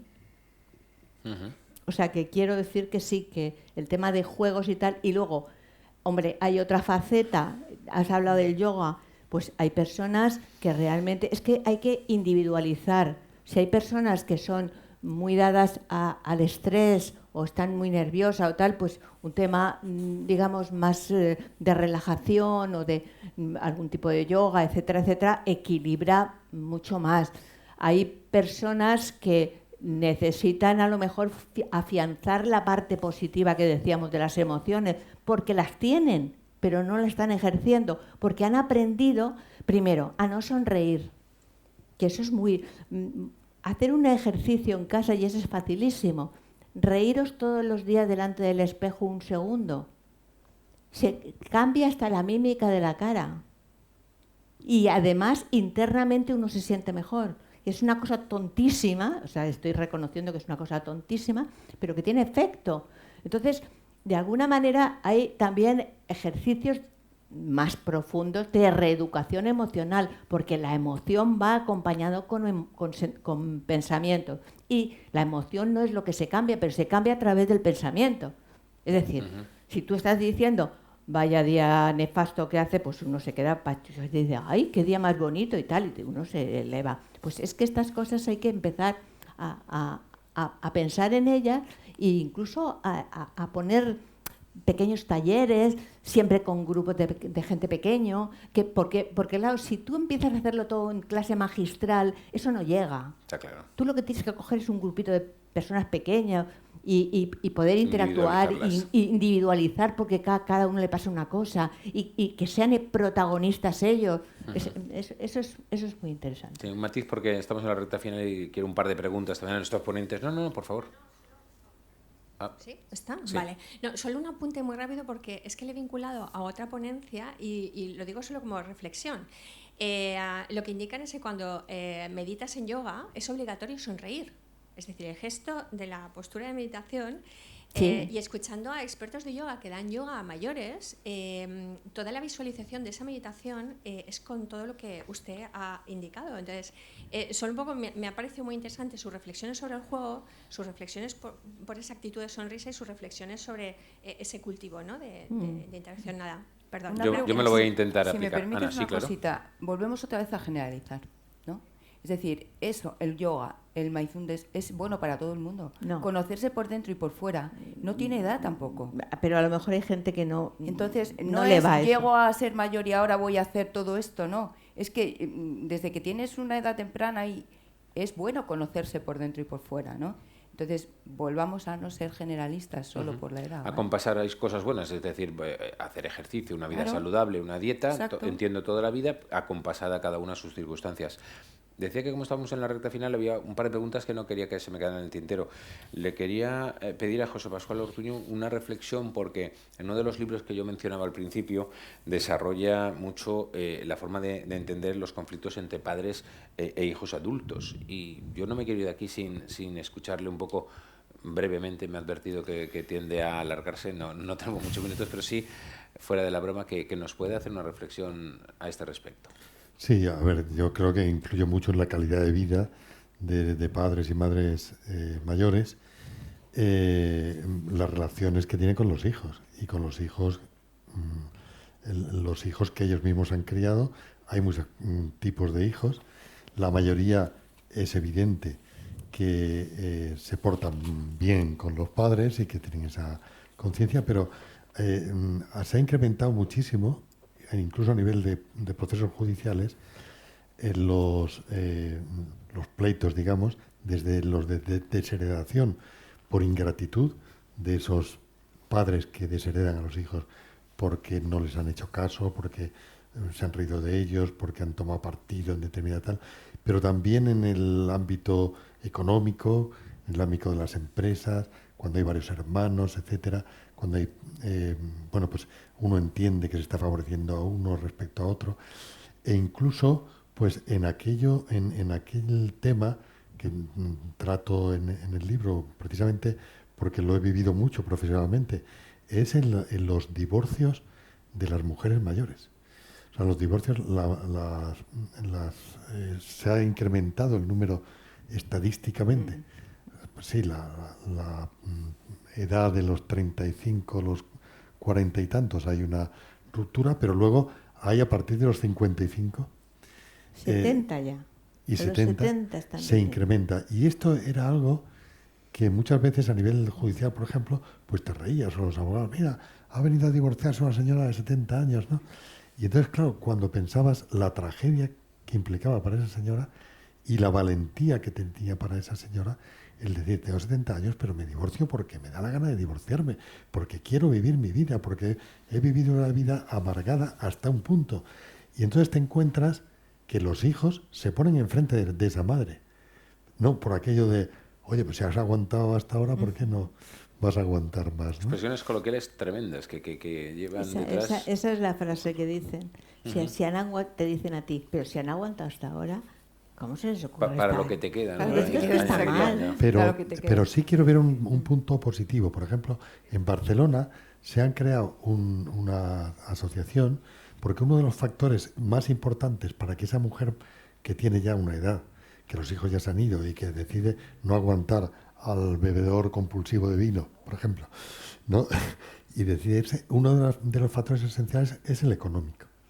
Y es el económico porque es una franja de edad donde hay mucha mujer muchas mujeres que todavía son de la generación que no se incorporan al trabajo, que dependen de los maridos, que dependen de los negocios familiares, etcétera, etcétera. O que han sacrificado su carrera profesional por criar a sus hijos, Exactamente. etcétera. Y entonces a mí me ha sorprendido mucho, me invitaron a una asociación donde mujeres mayores, o sea, mayores de 60 años que se habían divorciado, que no habían trabajado, que no tenían cotizaciones, etcétera, pues han montado y han desarrollado negocios a partir de esa edad increíbles, pero increíbles, y además de manera solidaria, desde lavanderías a comedores populares, casi siempre en el tercer sector que llamamos, ¿no? En el tercer sector social. Y en esto tiene mucha importancia, yo que soy nacido en Murcia, pero he vivido en Barcelona los últimos 30 y tantos años, el volver a ver las asociaciones de vecinos. Asociaciones de vecinos y vecinas, o de vecinas y vecinos. La importancia que tiene la convivencia intergeneracional, la convivencia, o sea, la ayuda que supone socialmente para vertebrar la sociedad en esta edad. De tal manera que yo, una de las cosas que aconsejo en el libro muchas veces en esto es: oiga, usted tiene problemas con sus hijos, con sus maridos, ¿qué tal? Lo primero de todo, no se preocupe, su vida es su vida, vívala egoístamente. Segundo, procure asociarse. Claro. De eso quería hablar precisamente con Ana, que por cierto, José, yo creo que usted lo sabe bien, pero sabe que entre Murcia y Cataluña hay una tierra fantástica que es esta, la Comunidad Valenciana. No lo digo porque lo decía porque las asociaciones de vecinos sí. En Murcia desaparecieron. No, es que precisamente de los movimientos, que no tiene nada que ver con las asociaciones de vecinos, pero sí que quería, ahora que estamos llegando al final, Ana, subrayar un poco que también mencionaba yo al principio, que es su actividad, bueno, pues especialmente prolífica a la hora de crear foros, de crear asociaciones, y me gustaría aprovechar aquí su presencia para que nos cuente un poco eso que está ahí a la vuelta de la esquina, ¿no? La creación de ese club social, eso exactamente qué es, qué persigue, porque hemos apelado aquí a las instituciones, a los políticos, a los medios de comunicación, pero ¿cómo encauza la sociedad eso? ¿Se agrupa? ¿Cómo se puede incentivar eso? Nosotros trabajamos con 4 objetivos fundamentales, ¿no? Uno es promover las relaciones sociales como herramienta de sostenibilidad. La sostenibilidad no solo es el medio ambiente, sino la prevención. Eso por un lado. Por otro lado, tenemos una realidad que también es la brecha digital, ¿no? Por mucho que nosotros queramos acelerar, y lo hemos visto en la pandemia, ¿no? Que ha sido una herramienta magnífica para poder comunicarnos, sobre todo las personas que más aisladas estaban, la brecha digital, la tecnología también supone un hándicap, ¿no? Y de hecho está provocando una marginación importante, ¿no? Yo llamo a la cita médica, tan sencillo como eso, y tengo que esperar, marque 1 si tiene los ojos azules, marque 2 si tiene no sé qué. Llega un momento que dices, por favor, que alguien me atienda, ¿no? Entonces, este sector, ¿no? Este segmento de la población está haciendo verdaderos esfuerzos, pero no es posible llegar a esta velocidad, a la velocidad que se desarrolla. Aunque, lógicamente, también tiene una parte muy positiva, que es todo lo que se está desarrollando que beneficia la autonomía personal para vivir en tu casa, que es lo que todos queremos. Eso por otra parte. Un aspecto también muy importante en el que trabajamos es la intergeneración, ¿no? Aquí se ha dicho antes, no se trata de los jóvenes. Ayer yo estaba también en otro congreso y había un problema tecnológico y solo eran capaces. Llama a este chico, llama a él, porque, bueno, pues es una realidad, ¿no? Si nosotros aportamos la experiencia y ellos aportan lo que conocen y en lo que nos ganan, nos guste o no nos guste, realmente lo que estamos creando es una simbiosis, es un apoyo entre unos y otros, ¿no? Entonces, todo esto lo hemos puesto en marcha. Y otro tema es el conocimiento de todos estos productos y servicios que se están desarrollando para mejorar la calidad de vida de este segmento de la población, y que muchas veces no conocemos o no llegamos a informarnos precisamente por este motivo que os decía antes, ¿no? Entonces, desde la primera feria que hacemos, que es encontrarnos con las empresas, con contenido que nos pone al día de lo que hay, y con relaciones sociales, ocio y entretenimiento, que ese fue nuestro primer objetivo. Lo hicimos de nuevo en la pandemia, creamos una comunidad online, que hoy ya vamos por 30.000 personas con las que interactuamos de forma telemática, y organizamos aperitivos después de la pandemia, también con 2 objetivos fundamentales. Uno, promover las relaciones sociales de nuevo, hay gente, como decía José, que se separa, que está sola, que se ha quedado viuda, que su círculo de amigos cada vez es más reducido, bueno, y tiene la necesidad de conocer gente nueva y de compartir, ¿no? Y con personas que tienen afinidades contigo. Las redes sociales para nosotros, para mi generación y para la generación anterior, es verdad que es una herramienta para relacionarse, pero no es nuestro medio, nos cuesta, ¿no? Entonces, nosotros somos personas de contacto y organizábamos aperitivos donde realmente organizamos aperitivos donde solo hay estos dos objetivos, conocer gente nueva y uno muy importante que es que siempre te vayas con una pildorita de conocimiento, ¿no? Entonces ahí hablábamos pues de la medicina integradora, hablamos de cómo rebajar el recibo de la luz, pero estos aperitivos que organizábamos una vez al mes se quedaban cortos. Y entonces nos decían, es que, ¿sabes? Una vez al mes, ¿no? Se crea tanta empatía con la gente, se crean estos grupos que dijimos, bueno, tenemos que hacer otra cosa. Y entonces hemos creado esta sede social que está en Madrid y que la vamos a inaugurar ahora muy próximamente. Y son estos los mismos objetivos que nos llevan a ponerlo en marcha, ¿no? Promover las relaciones sociales, que una persona que esté solo en casa diga, pues voy a ir a tomar un café al club. ¿Por qué? Porque esto no es una cosa nueva que nosotros nos hayamos inventado. Existen los clubes sociales de toda la vida, pero de un alto standing que hay mucha gente que no llega. ¿Existe eso o existen los centros de día? Pero hay una banda ahí que no va ni a un sitio ni a otro. Y no sentirte marcado.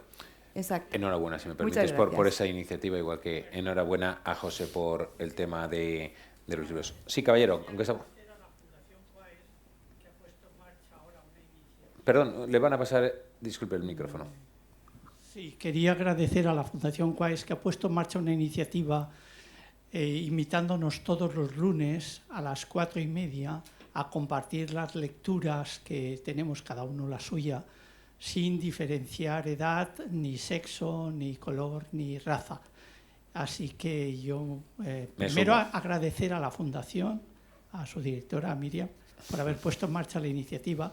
El día 3 empezamos y esperamos que no solo personas mayores, sino personas de cualquier edad se atrevan a traer sus libros y a explicarnos y a comentar, porque justamente la lectura es algo que necesitamos como el pan de cada día. Sin duda, para todas las personas. Pues nos sumamos, lo iba a hacer inmediatamente, pero nos sumamos, por supuesto, a la felicitación, no solo por esa iniciativa, sino por todo lo que hace Quaes, por lo que hace Fisabio, por lo que hacen las universidades politécnicas, la de Valencia, por lo que hacen, en definitiva, todas las entidades que han hecho posible estar ahí aquí. Y estamos ya fuera de tiempo, pero el último minuto sí que lo quería un poco dedicar a Trinidad para que nos lance un último mensaje. La hemos escuchado con mucha atención, como a Ana, como a José, pero que pueda lanzarse de todo lo que hemos aquí durante estas 2 horas hablado y todo su bagaje, que nos vayamos, aparte de con una sonrisa, que yo lo voy a practicar, que nos vayamos con un último mensaje. A mí lo que sí me gustaría es que la gente que ha estado aquí, que pudiera transmitir, porque podemos ser voces que llevamos el mensaje a otros, de los que no han podido estar aquí. Y lo que sí me gustaría es que empezaran a dudar, por lo menos dudar o cuestionar las creencias que habitualmente nos han puesto por el proceso de aprendizaje acerca de los mayores, y que hagamos un poquito más de caso a los datos que hay de investigaciones de gente que se dedica mucho tiempo a sacar, digamos, conclusiones que no es porque se lean nada teórico de no sé qué, sino porque el resultado de alguna manera pueda llevarse, y a mí me parece que esta es la misión que creo que están teniendo estas dos entidades que están fortaleciendo este tema con esta dirección hacia los pacientes, ¿no? El que se lleve digamos, el meollo de lo que realmente es y no de lo que nos han enseñado. Si no, no vamos a cambiar nada. Eso sí me gustaría. Pues muchísimas gracias a los tres y me parece un mensaje de cierre muy interesante. Si me permite un poco la expresión, ¿no? Es la primera que me viene a la mente, que seamos todos un poco evangelizadores, digamos, de ahí fuera, de divulgadores de lo que aquí se ha dicho, de lo mucho y muy interesante que se ha dicho, para que todos contribuyamos un poco a expandirlo en el resto. Gracias de verdad a los tres, muchas gracias a ustedes y reitero también la felicitación a Aquaes, a Fisabio, Universidad Politécnica, Universidad de Valencia, la Generalitat, por esta iniciativa. Muchas gracias.